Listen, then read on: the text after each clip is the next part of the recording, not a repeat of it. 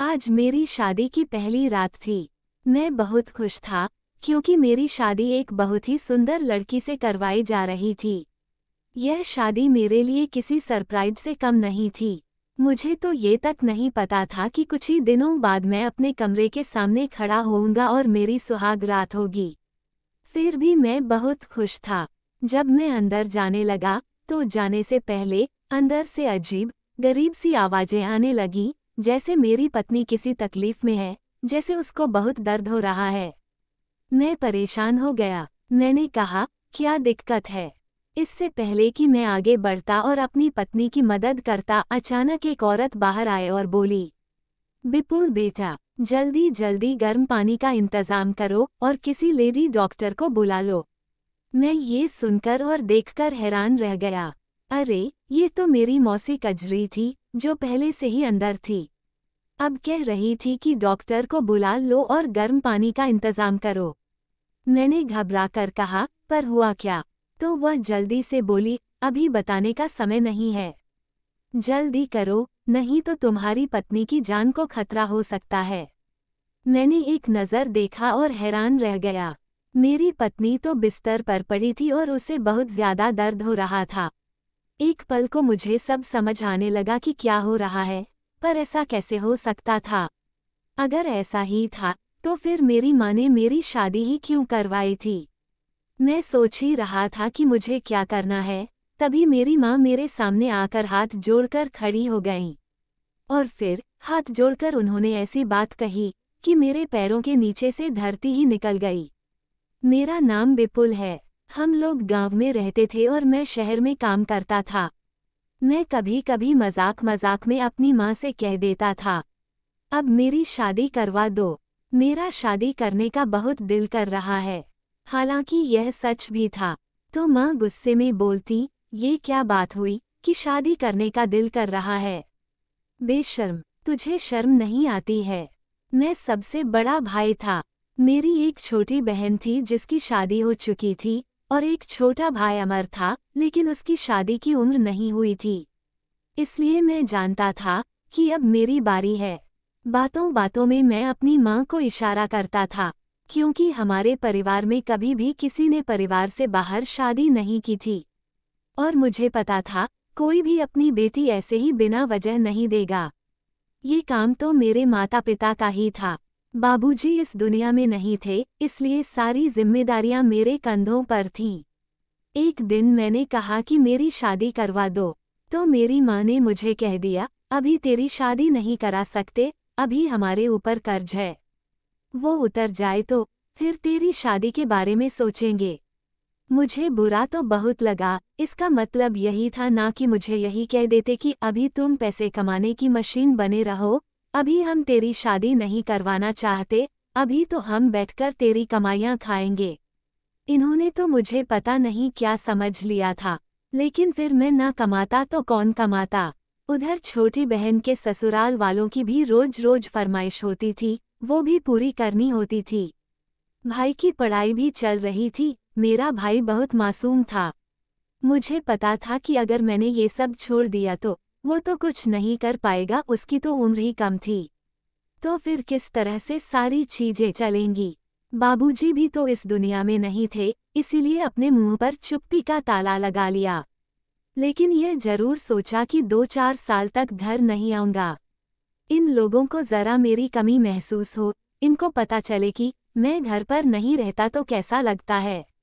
इतना तो मुझे इनको एहसास करवाना ही चाहिए था। इसलिए मैं तकरीबन 1 साल तक वापस घर नहीं आया। फिर एक दिन मेरी माँ ने मुझे फ़ोन करके कहा, घर आ जा, तेरे लिए एक बहुत बड़ा उपहार रखा है।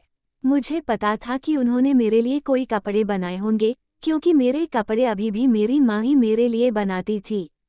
लेकिन मैं चंद कपड़ों के लिए वापस आने वाला नहीं था। मैंने फिर भी थोड़ा भाव खाया और कहा, ठीक है, 2 हफ्ते में आ जाऊंगा। 2 हफ्ते बाद जब आया तो घर को देखकर हैरान रह गया। घर में तो किसी की शादी का माहौल था। मैं समझ गया कि लगता है मेरी माँ मेरे भाई की शादी कर रही है और मेरे बारे में कुछ नहीं सोच रही। लेकिन जब गया तो हलवाई ने कहा, शादी मुबारक हो विपुल बेटा। तब मुझे ये समझ नहीं आ रहा था कि मैं खुश हो जाऊं या परेशान, क्योंकि पता नहीं कौन थी किससे मेरी शादी करवा रहे थे। मेरी माँ ने कहा, तुझे किसने बता दिया? मैंने कहा, बाहर हलवाई बैठा मिठाई बना रहा है, उसने मुझे बता दिया। तभी तो आजकल मेरी माँ मुझसे इतने सारे पैसे मांग रही थी। मेरी माँ ने कहा, और तुम्हें क्या लगता है कि मैंने इतने सारे पैसे लेकर कहाँ जाना था? तेरी शादी है बेटा, देख। मैंने कहा, माँ, मुझे खुशी हुई कि आपने देर से ही सही लेकिन मेरी शादी के बारे में सोचा तो सही, पर मेरी शादी किससे करवा रही हो ये तो बता दो। ऐसे कैसे मैं किसी से शादी कर लूं? हम गांव में रहते हैं, शादी तुम्हारी मर्जी से ही करनी है। पर मुझे तो तस्वीर भी नहीं दिखाई, अब घर में हलवाई आ चुका है, मेहमान आ रहे हैं और अब आप मेरी शादी करवा रही हो। मेरी माँ ने कहा, तू लड़की की तस्वीर देखेगा ना तो तू बहुत खुश हो जाएगा। अभी के लिए मैं तुझे उसका नाम बता देती हूँ, उसका नाम है सावित्री। मैंने कहा, नाम सावित्री होने से क्या होता है भला? वो खुद कैसी है, वो मायने रखता है ना? तो मेरी माँ ने कहा, मजाक मत कर, बहुत अच्छी लड़की है, मैं तुझे उसकी तस्वीर दिखा दूंगी। पहले तो मुंह हाथ धोकर खाना खा ले। लेकिन मैं ये देखकर भी हैरान था कि ज़्यादा लोगों को नहीं बुलाया गया था। माँ ने सिर्फ अपने साइड वाले लोगों को ही बुलाया था, बाबूजी के साइड से किसी को भी नहीं बुलाया था। मैंने अपनी माँ से पूछा, उन्हें क्यों नहीं बुलाया? तो माँ ने कहा, वे बहुत ज़्यादा बातें करने वाले लोग हैं, कहीं कोई ऊंच नीच हो जाए तो हमें कभी माफ़ नहीं करेंगे। मैंने कहा, कुछ नहीं होगा। तो मेरी माँ बोली, बेटा, शादी वाला घर है और तेरे बाप के घर वालों को मैं कभी खुश नहीं कर पाई। तू मेरा बड़ा बेटा है, तेरी जिंदगी का बहुत बड़ा दिन है, मैं नहीं चाहती कि कोई ऐसी वैसी बात हो जाए। उन लोगों को नहीं बुलाएंगे हम। वैसे भी तेरे बाप के गुजर जाने के बाद उन्होंने हमारा कभी ख्याल नहीं रखा। मैंने कहा, जैसा आप कहती हो वैसा ठीक है, सब कुछ आप अपनी मर्जी से कर रही हो, मुझे लड़की की तस्वीर तो दिखा दो। मेरी माँ ने मुझे लड़की की तस्वीर दिखाने में बहुत देरी की, लेकिन रात को जब वह मेरे कमरे में आई तो आखिरकार तस्वीर दिखा ही दी। मेरा कमरा भी पहले से ही सजा हुआ था। यहाँ पर लड़की के लिए काफ़ी सारी चीज़ें रखी थीं। सिंगल बेड की जगह डबल बेड पड़ा था। मुझे अभी तक समझ नहीं आ रहा था कि यह क्या हो रहा था। कहाँ मैं शादी करने के लिए मरा जा रहा था, तो किसी ने मेरी शादी नहीं करवाई, और अब अचानक बुलाकर इतनी जल्दी में मेरी शादी करवाई जा रही थी। लेकिन मन ही मन मैं खुश था कि चाहे जल्दी में हो, चाहे जैसे भी हो, शादी तो हो रही थी। जब मेरी माँ ने मुझे लड़की की तस्वीर दिखाई तो मैं हैरान रह गया। वो बहुत ज़्यादा सुंदर थी, लंबे कद की, दुबली पतली और मेरी ही उम्र की लग रही थी। उसकी तस्वीर को देखते देखते मैं कहीं खो गया। मेरी माँ ने मेरे हाथ से तस्वीर खींच ली और कान में बोली, ये तस्वीर है, इसको बैठकर देखता रहना, कल को वह तेरे पास आ ही जाएगी, फिर जो करना सो करना। मैंने मजाक में कहा, इतनी सुंदर लड़की आपको कहाँ से मिल गई? इतनी सुंदर तो आपका बेटा भी नहीं है। माँ ने मुस्कराते हुए कहा, मेरा बेटा तो बहुत अच्छा है, मेरा बेटा तो हीरा है। असल में मेरी माँ मुझे कभी इतना ज़्यादा लाड़ प्यार नहीं करती थी। कभी नहीं कहती थी कि मेरा बेटा हीरा है, मेरा चांद बेटा है। लेकिन आज वह कह रही थी। अभी तक इस घर में जो कुछ भी हो रहा था, वह सब कुछ ऐसा था जिसके बारे में मैंने कभी सोचा भी नहीं था कि एक दिन होगा। लेकिन अब हो रहा था। सुबह मेरी शादी थी। मेरी माँ ने मेरे लिए कपड़े भी रख दिए और कहा, समय से तैयार हो जाना, शादी मंदिर में होनी थी। हम सब सज धज कर मंदिर पहुँचे। मेरी पत्नी सावित्री ने फिलहाल घूंघट कर रखा था। उसके घरवालों में मेरे ससुर जी, सासू माँ और एक साली भी थी।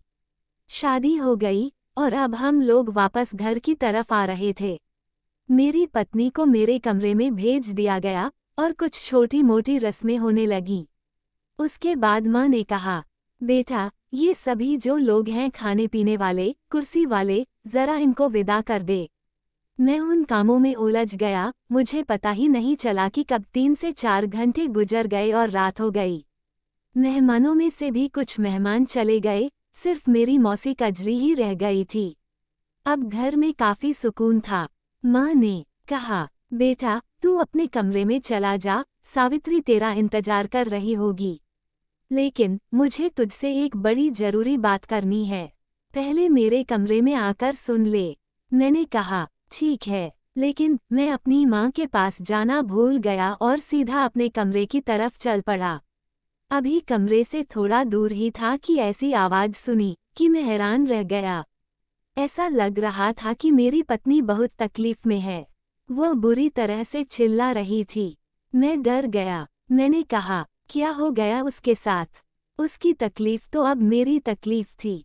जैसे ही अंदर जाने लगा, मौसी कजरी बाहर निकली और बोली, जल्दी जा, किसी लेडी डॉक्टर को बुला ला। माँ भी अंदर ही थी। मैंने घबराकर कहा, हो क्या रहा है? तो उन्होंने मुझे अंदर आने से मना कर दिया और कहा, पहले तू जाकर डॉक्टर को बुला ला और यह शेरवानी बदल कर जाना। मैं हैरान रह गया, एक पल को कहीं खो गया। तभी माँ चिल्लाई, खड़ा क्यों है?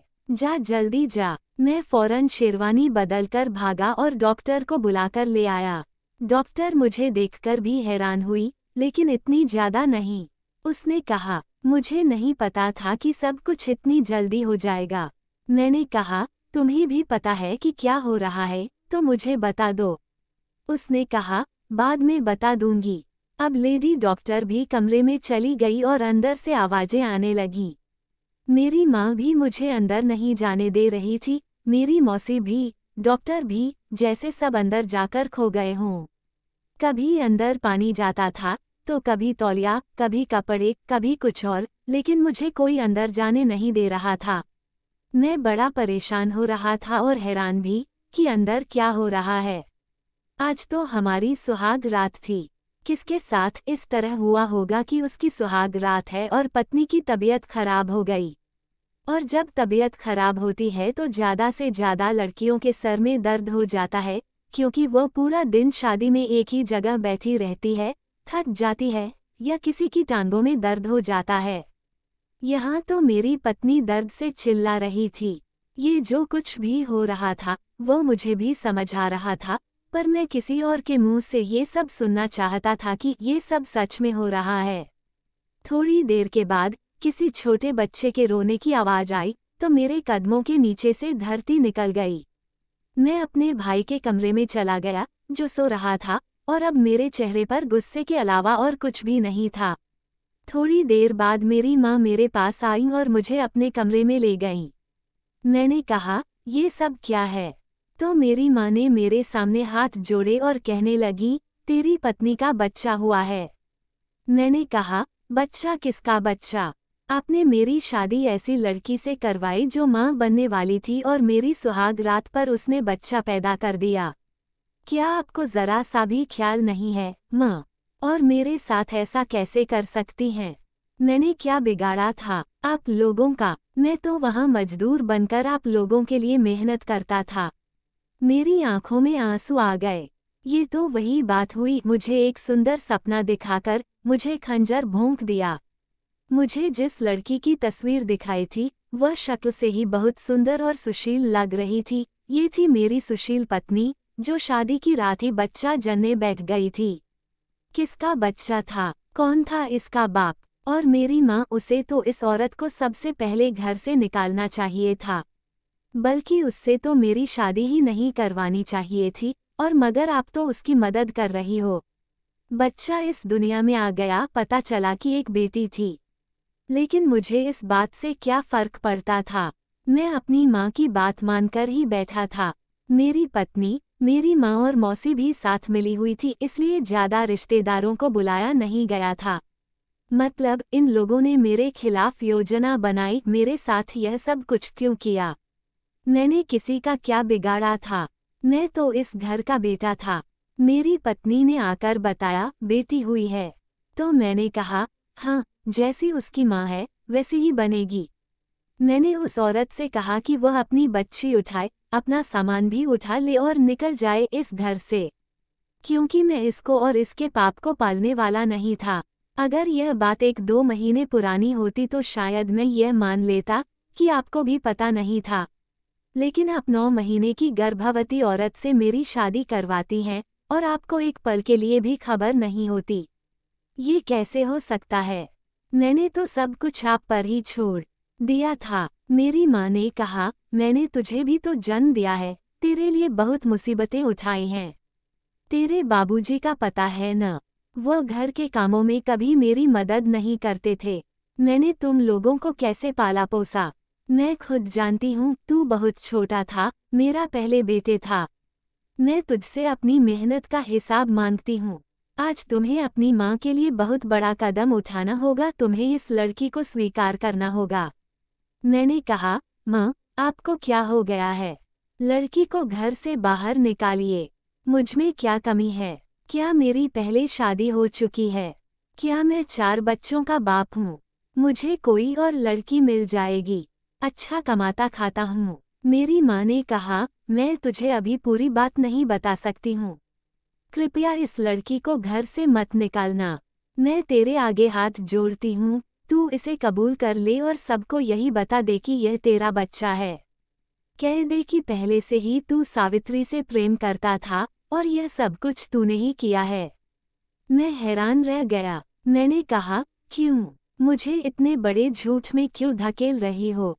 मेरी माँ ने कहा, बस तुझसे कोई कुछ भी पूछे तो ज्यादा बात मत करना, कहना कि तू ही सावित्री की बेटी का बाप है। बाकी सब मैं संभाल लूंगी।